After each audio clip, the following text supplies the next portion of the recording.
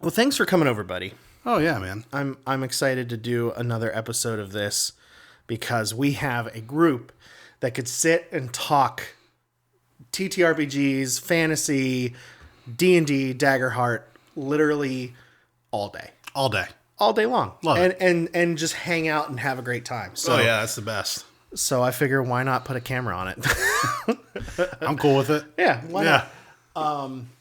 So we were talking a little bit ago that we've touched on. Well, hold on. Sidebar. Should we intro ourselves? I'm so bad at starting these things. You're the DM. I am the DM. GM, DM. Yeah. What is it now? Because technically, Either or. I mean, doesn't really matter. matter. I'm a master of none, so I should be a MN, an MON. You were a master of Gremmel and True. Wallop. That's true, man. I gotta have Catron versions of those characters come in at some point. Yeah. But we'll see. We'll have to figure out how to do that. Yeah. Well, I guess we can do that. We are tentatively, maybe permanently, calling this Raven's Beak. I think there's something to be said for Ravens speak. Raven's Speak. Ravens something. As long as it has a raven in it, I think it's acceptable. Yeah, quoth the Raven. Yeah. So, hello everyone. My name is Jonathan. I am part of this amazing group of people that get together once a week and go on amazing adventures. And I play the role of Deckard Blackthorne, your wild-born human warrior call of the Slayer. That is such a beefy description of a character. It's You should see my notes. I'm sure. I'm glad you have notes. And I'm Matt, resident GM here at Ravens Keep, also a part of this amazing group. We've been playing together for a year. Yeah. July. Crazy. Just about a year now. And we had an entire first campaign, start to finish. Mm-hmm. I think that was the first experience for all of us. Yeah. Right? I never finished a campaign before. That's so crazy. Yeah. That it happened, that it stayed consistent. Yeah. And the full circleness of it was so rewarding. Oh, 100%. And especially going through it with my wife. And then okay, so at the beginning, starting at the top. Okay. I didn't know any of you guys. No. I knew Kim from school. That was about it. And that was years ago. Yeah, obviously. high school. Yeah, crazy.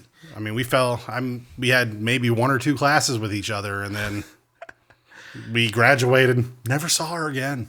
And her and Ray Jean were youth group buddies, or were they in school together? I forget what their whole middle school. I think it was middle school. So they were childhood friends for years. Yep. And then you guys knew each other in school. She never met Andy. Yep. I never met anybody. Yeah. And so we really just kind of all jumped in together, straight into the deep end of let's just kind of see what happens here. And you were all very gracious to trust me with, I would say it started out about 75% homebrew and then went as high homebrew as I could, staying within the setting. So our first campaign was D&D. Yep. We were on the Sword Coast. So Yes. it was nice to have some resources to pull from. Yeah. Definitely. With all the rich lore there. So I want to know from your perspective, because I know from my perspective, I was just so caught up with the idea of actually starting this campaign and where to start. I mean, I spent several months prepping for just the first session. Yeah. And then throwing into the mix the fact that none of us had ever met. What was it like from your side of the table, your perspective coming in blind? Well, I had, played D&D 5 years. No, I guess 3.5, 4 years before this. And, it started off in virtual, which, was good, but I didn't like the virtual aspect to it. I really didn't. It didn't feel authentic enough. It definitely, a lot of this, I mean, and there was just no table energy.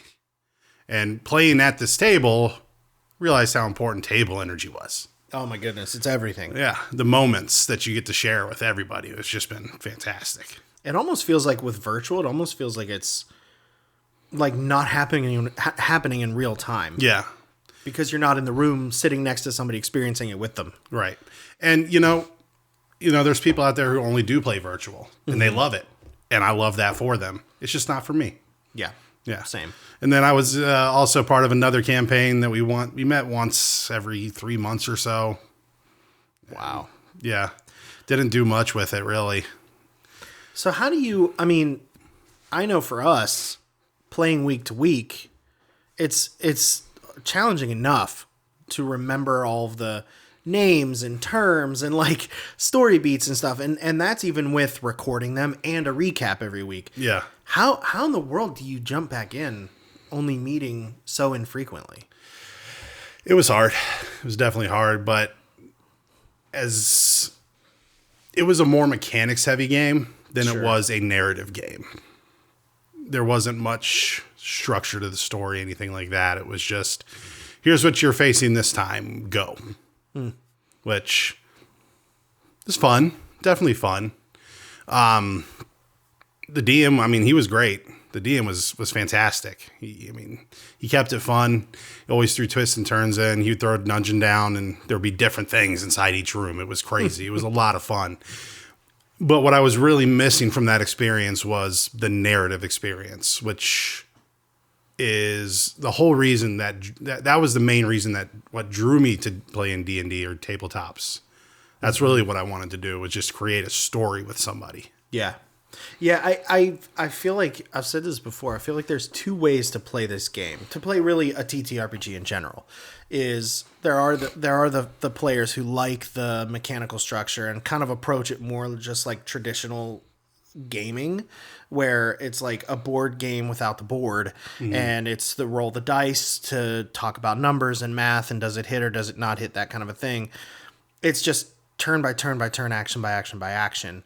And in that respect, it feels a lot more like a traditional game approach. Yeah.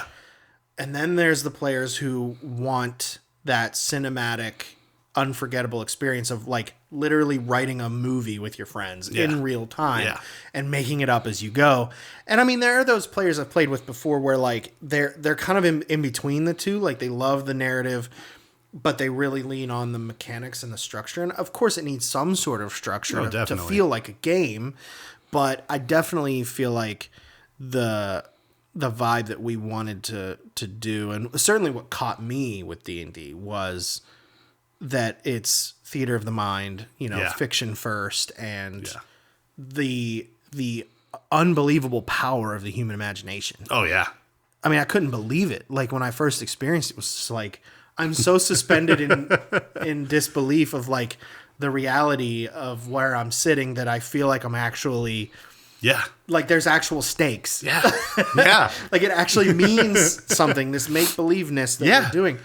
And it was like, oh my gosh, there's something here that has to be explored. Well, and as we get older, you lose your imagination. Yeah.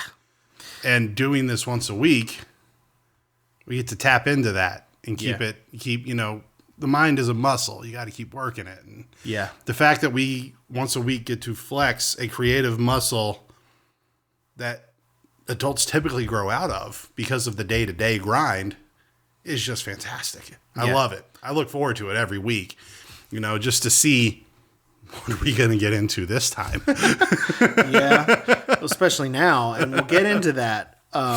So you might have touched on it. You said you played D&D for 5 years or so, right? So how did you first discover it? Of course we've heard about it our whole lives, but discovering it for yourself. Well, I knew my uncle. He had always played it when he was growing up. I never got into it. I'm more on when I was growing up and throughout my entire life, really, I've been a gamer. I have played, too many video games to count. Too many. Yeah. My mom and dad used to tell me when I was like a baby, I could not fall asleep unless my dad was playing Super Mario Brothers on the Super Nintendo. That was your white noise. It was my white noise. Yeah, it was great. Amazing. And I've been gaming since I was like 4 years old, man.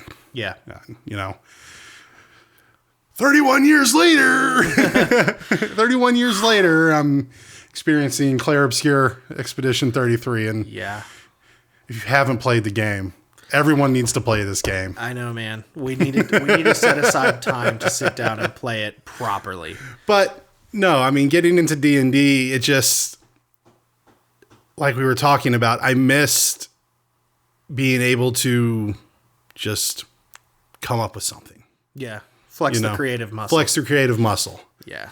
Got caught up, you get caught up in life. I've got a lovely wife and an amazing daughter, and they're my entire world, Yeah. But having to provide for them and be the dad, be the husband, and all of that. On focusing on the things I have to focus on. It's nice every once in a while to just be like, I think it would be cool if implement idea, Yeah. Something crazy, playing make-believe as a kid is something that every kid does, and that we get to do it as adults. It's pretty crazy. When in every other situation, if you do it as an adult, you're thrown in a padded room or told that there's no path for that. Yeah. Yeah, the world is too heavy, Yeah. and D&D provides the levity to carry the weight on further. And yeah, there's something about being able to play, like you just nailed it. Like it's what you felt playing Cops and Robbers as a kid. Yeah. Being afforded the allowance to like let your imagination run wild without worrying about looking silly or worrying about getting yelled at or like having any negative implications because you're too old for this or whatever. Like that's what D&D is childlike imagination and scope of telling a great story. And in some ways, like there's a huge value to being able to play it as an adult, because now what we have now that we didn't have as kids is experience, life behind us. We can draw from so much more. Oh yeah. As adults, if we let ourselves play like kids. Oh, 100%. And of course, like, there's so much inspiration in the stories that we're playing that I have seen in a movie or in a TV show somewhere, or something that strikes me as like, oh, that's cool. How can I twist that? How can I take that up a notch? Or how can I like formulate it into the world that we're building that I can present to you guys that you didn't see coming. And that's, so, I mean, I feel like with some years behind us, if we allow ourselves to just let go and maybe sound silly or maybe look silly for a moment, it all leads to like the greatest emotional like reward and psychological reward or whatever you need in the moment. I think about my friend John, who has never done anything like this before, like not even close. And I hounded him for weeks and weeks about like, just come play with us. We were running a Candela one-shot, Candela Obscura. And I mean, you've played it, it is rules light, role play heavy. Yeah, I mean, it's great. Really easy to just dip into a one-shot. It's so rules light. And I was just like, dude, if you're ever going to do something like this, and he's such a good friend, he lets me just ramble on about D&D and about Candela, about Critical Role, but all that stuff. He just listens. He doesn't know what the heck I'm talking about, but he listens. And I told him, I was like, dude, I promise you, if you take the time to do one, you'll find that it was just what you needed. Yeah. And he's in a high pressure job and carries a lot of anxiety. And so I finally got him into one, and we played for 5 hours straight one night. And he texted me at like 2 a.m. He's like, dude, I had no idea how bad I needed that. And it was so much more fun than I expected. And when are we playing again? And it is an eye-opening thing, because you just went like 15 years at least with the world telling you that imagination's not good enough. Yeah. That that you need more you need to make money, you need to do these things, you need to be an adult, you need to function in society, like all these things, and all of it is true, but all of it gets in the way. Yeah, you know what I mean, and all of it becomes this elephant, pun intended. We're gonna get into that too.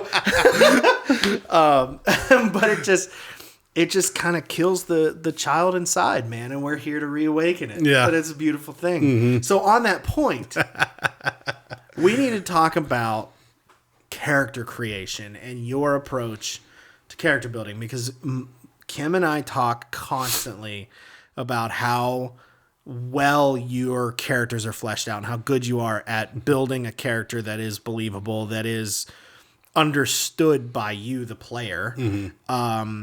And we need to start with the OG, Osrin. First of all, I'm gonna let you just describe who Osrin is. All right. Well, thank you for those kind words on my character creation. You are too kind. So, Osrin.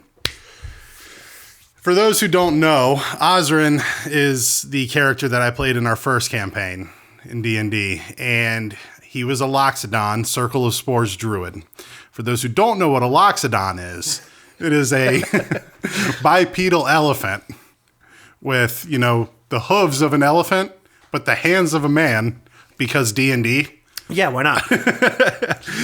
And he's like hundreds of pounds or something. Yeah, like that. He was, Loxodon are tall. They're like 7 feet tall on the short side, and they're all over at least 400 pounds. It's the best character. And, he had a -1 strength modifier. So, D&D. So, D&D. But no, Osrin, I had a lot of fun with Osrin and making him. And, when I was creating him, I was really drawn to the Ravnica, the Guildmaster's Guide to Ravnica. Yeah. And that whole, lore book and everything and core book. And it was, it's so fascinating. The whole planet ruled by guilds. Loved that. So cool. So I, found a guild, made up his story, and went with it from there. But when I was creating Osrin, up until this point, I had only ever played a druid in D&D. Oh, really? I didn't know that. Yeah. Oh, my other 2 campaigns, I only played a druid. I love druids. That's why you were so stinking good at playing a druid and gave me a run for my money. I love playing the druid. Always have. That all started with Diablo 2 way back in the day. Oh, wow. Yeah. He was my favorite class in Diablo 2, but I digress on that. But no, because I knew when we were getting this all going, I was coming in with more experience than just about anybody else. Yeah. And I didn't want to try something new on a table of people who either, we had Andy who had, played back in the past, you who were just starting out as a DM. Totally new. And then, Regine and Kim, they just, they hadn't played before. Yeah.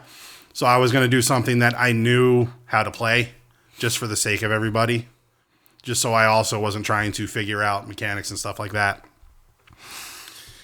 But yeah, Osrin was great, man. I loved Osrin. He was like the dad, uncle, leader, just all like the patriarchal like energy and kind of leadership, like wisdom and peace that I didn't know our group needed for that first campaign. Yeah. Like they needed an anchor. And I always felt that Osrin was the anchor. Yeah.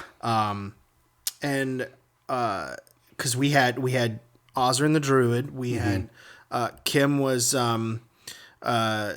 Gilly the monk, who started as a sheltered like halfling who lived in a cut-off village whose job was to guard this tome, and that's all she ever knew. When she started to experience the world, she found out that she has a violent taste for alcohol. Yes, that was so good. and she actually became quite reckless, which was amazing for her character arc. But then you had our other halfling, Naledi, who's a rogue who constantly wanted to steal and pickpocket. And gave Osrin a run for his money. Oh my goodness. So funny. For the druid that just wants balance. She sought to tick tip the balance right off its axis. Nobody. It was the best. And then you had Andy, a fighter who was so clueless to how powerful he was. Just wanted to go eat greasy food and like the most hapless character. Yep. And then we had a vacant seat to fill. Yeah. And in came Ryan, who had never played, but was highly experienced in other mediums. He was a big Baldur's Gate player and felt like he had experienced D&D for years and years, but never sat at a table. Yeah. He came in with the most like classic Elf Ranger build, and ironically, so much so like so classic that it even filled a gap that we didn't realize we had at the table. Yeah, classic, like no frills, like good character. I loved his home build with the Elder Tree, and like he had really cool like backstory stuff, and he even carried like the elvish presence. And honestly, you know, hats off to Ryan again. We gave him kudos on the last episode. I'll give it to him again. I thought, you know, I wasn't sure what kind of player he was going to be, of course. Nobody had met him except for you. You guys were best friends for years. Yeah, we've been best friends for life. Yeah, so when he started playing Varen the Ranger, I was thinking he's so good out the gate. He respects the game. He's being very observant. Yeah. He's not trying to impress anyone. He's not trying to steal the spotlight in any way. He didn't seem nervous. No, not at all. And then I was thinking, okay, so he's probably going to be kind of that even-keeled player across the board. And that's cool. I'm good with that until we started this new campaign and he had the chance to create another character. Yeah. With the comfort that was now built in with the rest of the table. And out comes Bubba, a ribbit, slyborn, wordsmith bard. Yeah. Who I don't even know what to say about Bubba. What can you say? Probably the funniest dialogue I've ever had with a player. Yes. And he allows you to, like, the way he plays Bubba adds so much energy and levity to the table. It lets everybody else feel like they can be as equally as, like, loose with it and fun with it and funny and just let the dialogue fly and just, like, it's like that person in the room where you just immediately want to match their energy. Yeah. Because of the how charismatic he built this character. Yeah. And but again, from your perspective, like, what was it like? You know, I would have been I told Kim this. I would have been nervous if, like, I was bringing one of my best friends to the table, and I would have felt responsible for how it would have gone. How did that first session feel from your perspective? Because I was so focused on him. He was captured. Yeah. And most of the session was you guys trying to get in while he was trying to get out. Yeah. Of this encampment. And then you kind of meet in the middle. How did it feel from your perspective, like having your best friend at the table, and we were what, 20 something sessions in by that point. That, yeah. So you had this whole rapport built up. You knew everybody. He came in blind. What was that like for you? I mean, it was fine. I had no qualms whatsoever. It felt so comfortable. I had no qualms. I mean, I would never, you know, Ryan is one of the greatest people I have ever met. Yeah. Hands down. I mean, we share a tattoo with three of our other friends. That's awesome. We really do. We're a tight-knit group, and I knew, you know, I had no idea he was into D&D. I had no idea he wanted to try it. No idea. Known this kid my entire life. No idea. And just, we were hanging out one day, and he was like, "Oh, you play D&D?" I was like, "Yeah, like every week, man." He was like, like, "Are you looking for another?" I was like, "You? Oh, wow. Really?" Yeah. And then he pops out Varen, and I was just like, "Yeah, where'd this come from? Where'd this come from?" I'm like, you know, your entire life, I am the nerd. I am the nerd. And you were just like, out of nowhere. This sleeper character that just... Well, and, you know, it's just... It was awesome because, you know, I get to share this with him now. We've been friends as long as I can remember. Yeah. I mean, his actual brother is like my best friend from kindergarten. Wow. Yeah. That's awesome. Yeah. And, you know, I'm just happy that we get to share this, and how his character fit in was just fantastic. And, you know, going back to just character creation on a broader scale. I mean, having people at your table who, like, I'll use Gilly and Naledi, for example, because, him and, them and Osrin just always. The rapport was the best. I mean, they allowed, the fact that they allowed me to be that, Naledi, what are you doing? Figure. Pick her up When she's doing stuff. That is so important when coming into character creation too. You never stop creating your character. Yeah. Oh boy, that's the truth. Characters, you got to play your character, in my opinion. You got to play your character like they're a living, breathing person if you want it to be believable. Yeah. They're going to experience things as a group. They're going to go through things as a group, just like humans go through things all the time. Yeah. How are they going to evolve from that as a character? Yeah, and it's easy to treat leveling up as just the mechanic that it is. Yeah. Rather than actually changing your character in emotional growth and as well as like physical growth and skills and abilities. Like all that's great. And that's one of my favorite mechanics of Daggerheart is the experiences. And the fact that they don't dictate what they should be. They give you suggestions, but they're just like, it's based on your backstory, man. We can't tell you what they are. Yeah. But if you want to use it, you spend hope to add the bonus, da-da-da-da-da. But like the fact that it can be anything based on your backstory and your build, like, is so freeing. Yes. And the fact that you add experiences as you level up shows that growth and that how it actually affects your character and what you're learning as you go. Yeah, I love it. And okay, so that brings up an interesting question then. When you left the comfortable seat of the druid that you had only ever played and were frustratingly good at, you take a constitution check.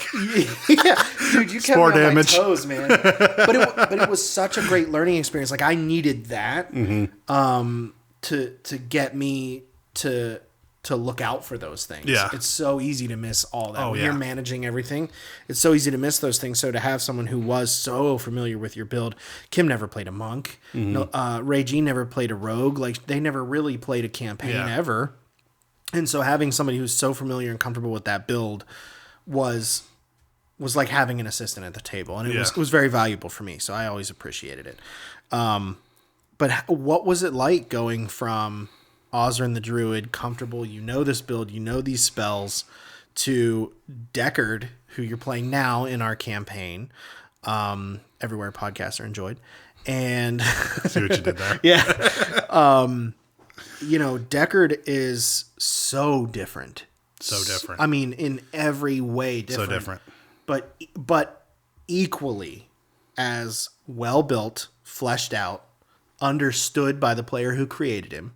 And I think that's that is the greatest challenge in these games, is making decisions that your character would make, not necessarily that you would make. Yep. And that comes from a level of understanding and knowing your character on a level that makes so much sense in disbelief. It's hard to reach that. And you and I started talking about Katra, the planet, the setting, homebrew ideas. We started talking about that long before campaign 1 was over. I don't even think we had reached the halfway point yet. No, and I don't even think Ryan was in there yet. No. We started kind of talking about it. I shared with you the world map that was still being built. Yeah. And so you had all this time to start working on Deckard. How did it feel, and what was your approach? And I guess what led you ultimately from Osrin to Deckard? Like you said, when you had introduced me to Katra and your idea of going fully homebrew. Yeah. Scary. Scary, yes. Loved it. Because I knew we had the time, and you had the time to build the world. Yeah. And you've created something special. Thank you. More so, you've allowed us as players at your table, you've trusted us enough to take parts of your world and create them for ourselves. 100%. And when I started creating Deckard, and I had pitched you the idea, and you had said, you can be whatever you want. For those who don't know, I'm really into like the whole aesthetic and vibe of the Victorian Gothic horror. Oh, yeah. For those who, I mean, if you look at Deckard and everything I've done with him, he is literally a character from the game Bloodborne. Yeah. in all of its glory. Yes. And I don't know. It was just, it felt right. It's something I've always wanted to do and create and play a character as. And so, I created Mornvale. Yeah. For your planet. Your hometown. My hometown. And, and the Sorrowlands that surround it. Your whole idea with that. And, everything that we've got planned for that. Yeah. Our juices were flowing, man. Yeah. They haven't stopped. No, they have not at all. You came up with Mornvale, and it was like, well, what if it's at the center, the nucleus of a cursed forest called the Sorrowlands? What is that curse? Where did it come from? Yeah. And I feel like if Bloodborne was like dipping into anime territory, Yeah. is where Deckard would sit. Even building his opening scene in the first episode of this campaign, where you're perched at the edge of a rooftop balcony and you're just silhouetted by a full moon just past you, to where we just see the silhouette of your trench coat and the squared off top hat, and the sheen of the moonlight and your revolver holstered on. I mean, it was just such a fun picture to paint. Yeah. All hinging off of what you built. Yeah. And I mean, it was just so fun to build him, and the whole idea between Bartleby and the Hunters Guild and your guild. all of that. And, which I can't wait to divulge more of, but, tune in for that. Yeah. Everywhere podcasts are enjoyed. But when I was creating him, I knew since up to this point I had only ever played a druid. Yeah. Spellcasting's fun. Spellcasting is fun until you can't use all of your spells because you're in a party of melee users. It's true. Because then your spell list of about, I think by the time Osrin, when we ended, we were level 10, I think? We were 10, and then we did a level 21. Okay, I had 40 spells. Good grief. If anybody was within 10 feet of an enemy, I was down to about 10 spells. Yeah, you were all AoE, dude. Well, that's a lot of druid spells. All the best druid spells were AoE. Yeah. And it was like, okay, cool. Well, I'm just going to stand here. And because I didn't build him to be your typical shape-changing druid. Right. Because it's done so much. Right. I didn't want to do that because the nature spells themselves were so cool. Yeah, I know. They were so cool. Now, did you feel limited at all going from 40 spells, 30 of them AoE, to Deckard, who not only is going from level 10 to level 1, but is not a caster? No, because it's a new experience and I'm loving it. I love the ability to just go in there and bonk. Dude, it's so liberating, isn't it? It really is. It really is, especially, with the way Daggerheart has it built and being able to just, since, I have my weapon, my blade, and then I've got my revolver, use both of those on attack. Yeah. Which is sick. It just adds a +4 to my damage. Your revolver bonus is pretty great. Yeah. And I'm pretty sure you got a kill recently doing that. On one of the Vine people, yeah. Yes. Yeah. Good. Yeah, that was good. Okay, so going from D&D for 5 years and then almost a year with our first campaign, 8 or 9 months, jumping into Daggerheart. Again, massive amount of trust from all of you guys. I brought this to you, and you all trusted me. You trusted me with the homebrew setting and with Keitra, the homebrew story. And then, of course, with a whole new system. Like, that's how I'm kind of describing this campaign is new characters with a new story on a new in a new setting with a new system. Yeah. Like, it's all brand new to all of us. And that level of trust does not go unrecognized. Trust me. Like, y'all have trusted me so much with Daggerheart and trying to understand the new system with the cards and the combat and the resources with hope and fear and stress and all that. If you haven't played Daggerheart, play it. Yes. But 100%. The least I can do is give you guys as much player agency as I possibly can. And Daggerheart expresses that a lot in the rulebook. Is like, share narrative authority.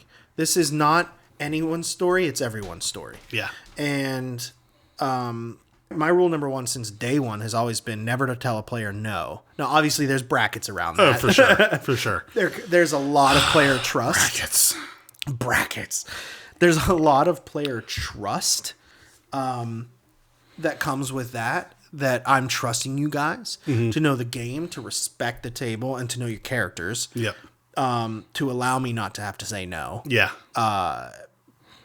And so Daggerheart affords all of that freedom. So going from D&D to Daggerheart and discovering the differences from a D&D player's perspective. I know what it's like from a GM perspective. Yeah. But from a player's perspective, walk me through what that was like.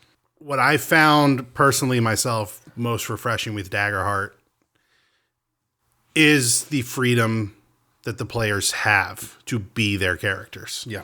Especially at this table. Because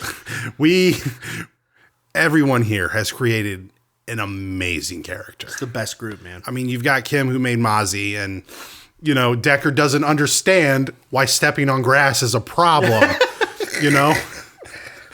So I don't think he's ever going to understand. It's so And funny. being able to play off that dynamic is hilarious. Yeah. You've got Andy, who is probably one of One Piece's biggest fans, from what I can tell, playing a pirate turtle. Yeah. And it is so him. It's so It is so him. And the whole vigilante thing he did the other night was bonkers. We were in the car listening to that sequence where he stopped the mugging, Yeah.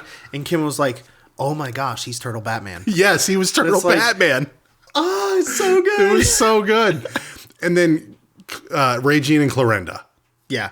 How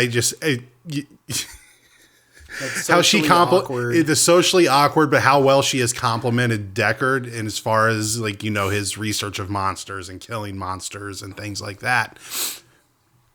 And then Bubba. I mean, just enough said. You can just say Bubba. And then Bubba. And then Bubba. Like, that needs to be its own t-shirt. And then Bubba. And then Bubba. But the freedom to be your character is what's nice, and not having the guardrails up. And, I've noticed a lot more, hey, I want to do this. Okay, tell me how you do it. Okay. Well, sorry, you can't do that because of rule XYZ. Yeah. No. It's like, dude, you are a worldwide monster slayer with the resources of an entire, interplanar guild. Yeah.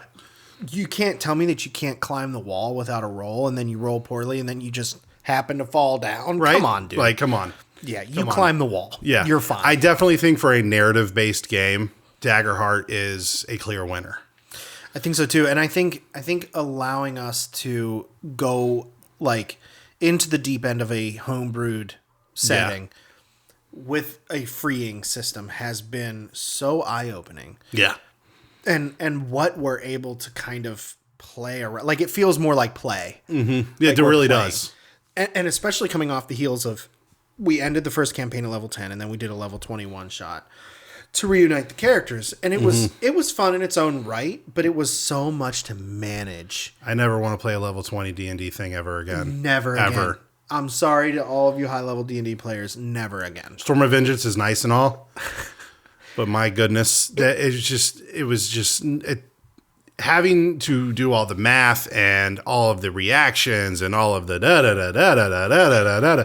It was exhausting. It was exhausting for all the wrong reasons. There was no there was no playfulness about it.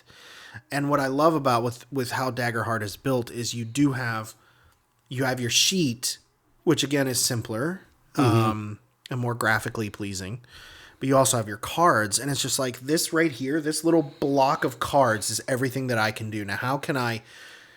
It may be 3 or 4 things at level 1. Yeah. But it forces you to think more creatively. Yeah. And I loved in the one shot that we did where the carriage was sinking and the water level was rising, Kim used Vicious Entangle. Yeah. To create a vine wall in the window, the broken window of the carriage, to stop the water from pouring in. Yeah. And it's would you have thought that way if you had 20 spells, if you had descriptions to read left and right? And it's like, no, I have this much to do. Now, I need to get creative. Yeah. If I'm going to do anything about this. And to be fair on that point about the carriage, had Osram been there, he would have just used Erupting Earth or whatever the spell was that just raises a pillar of stone out of the ground and just lift it up. I mean, yeah, why not? Because that's Osram. That's what he would do. He would just find the easy way out. Yeah. Well, but that's another interesting about Daggerheart is they encourage you to use environments like adversaries. Yeah. So you spend a fear to have some hazard show up or increase the tension of the scene or just take it up a notch or whatever. We had a tree that was broken and falling because of the storm.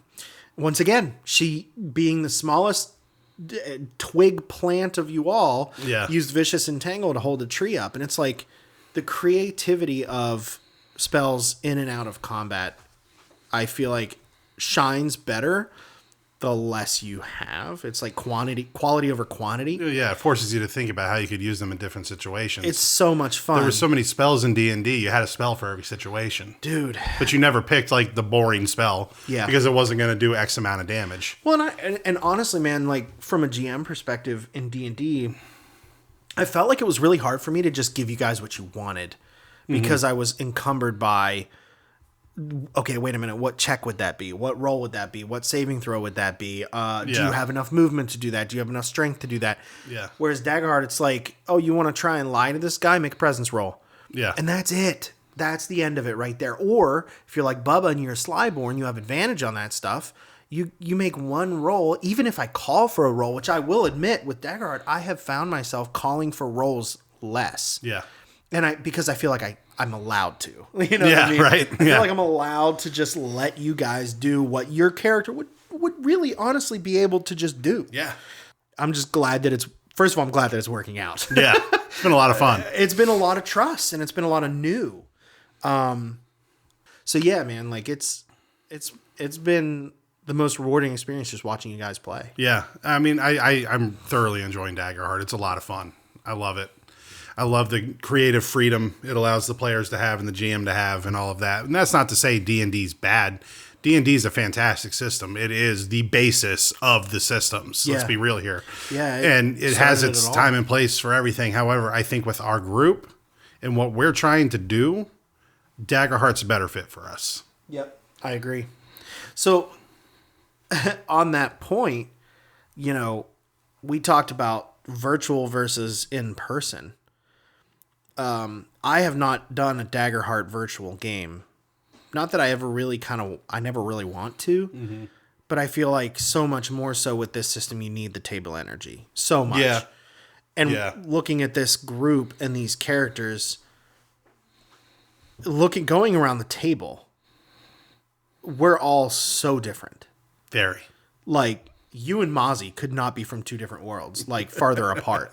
She's from a happy little grove in the sun. Yeah. And you're from a cursed town where the moon seems like it's always overhead. Yeah. And you've got Bubba from Hicktown. And, how do you feel the table energy is different from the first campaign in D&D with that set of characters to now that we've got a campaign under our belt?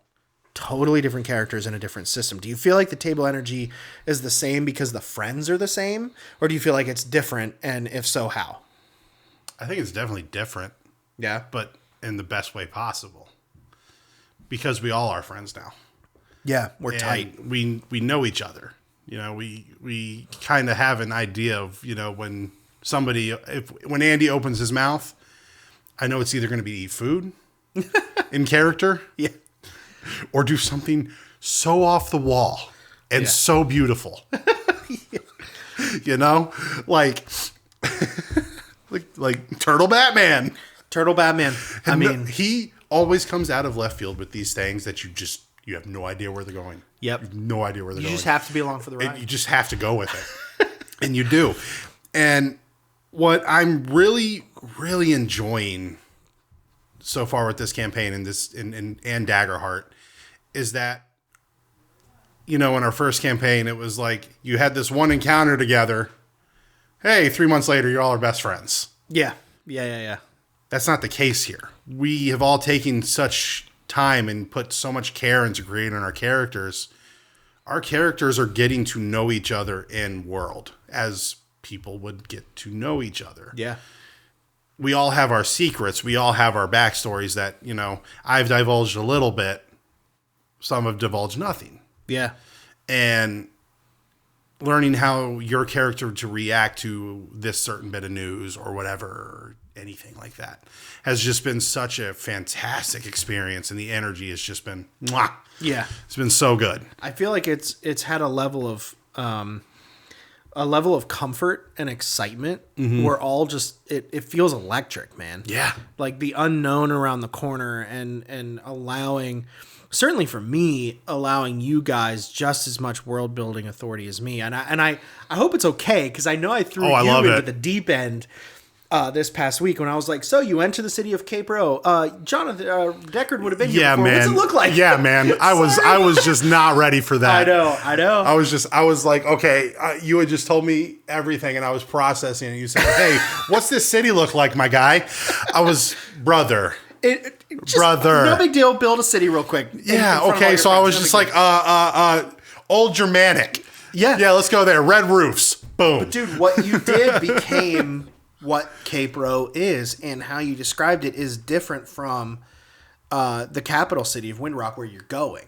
And so what you did it worked, and it became canon right then and there. And that's the spirit of what this should always be. Yeah. Is what you're writing together just becomes canon. Yep. And I told Kim, I was like, hey, we're going to visit Whisper Grove at some point. Be ready, because I'm not building your home for you. Yeah.